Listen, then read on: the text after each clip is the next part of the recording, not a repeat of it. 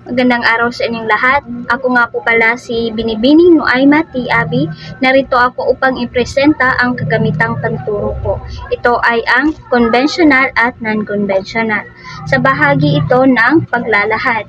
Ginamit ko ang flip chart bilang kagamitang panturo sa pagsasagawa ng larong scramble word.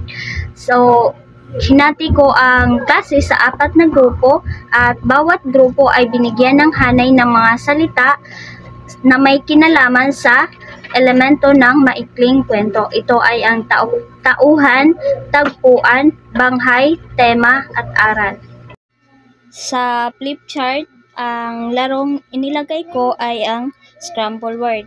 Inilagay ko ang magulong salita sa bawat bahagi kagaya na lamang ng tauhan, tagpuan, banghay, tema, at aral.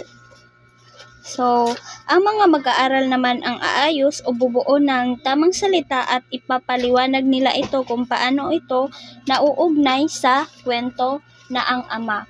At bibigyan ko sila ng kopya o buod ng isang kwento na ang ama. Sa ganitong paraan ay nagamit ang flip chart bilang interaktibong kagamitan na nakatulong sa pagpapalalim ng pag-unawa ng mga mag-aaral sa mga pangunahing elemento ng maikling kwento. Nagkakaroon din ito ng kooperasyon at kasiyahan habang natututo sila sa pamamagitan ng laro. Ngayon naman ay sa bahagi ng paglalahad ay ginamit ko ang kahot bilang teknolohiyang panturo upang mas maging interaktibo at masaya ang pagtatalakay sa mga elemento ng maikling kwento. Ito, may 10 tanong akong inihanda. Matapos basahin at talakayin ang kwento ng ang ama, lalaroin ng mga mag-aaral ang kahot quiz na binubuo ng mga tanong tungkol sa tauhan, tagpuan, banghay, tema at aral ng kwento. Sa pamamagitan ng kahot ay mabilis kong masusuri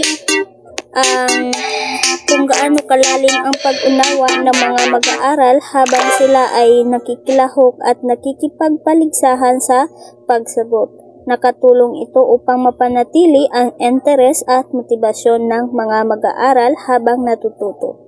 Halimbawa ng tanong ay, sino ang pangunahing tauhan sa kwentong ang ama? Ito ay, ang sagot ay ang ama.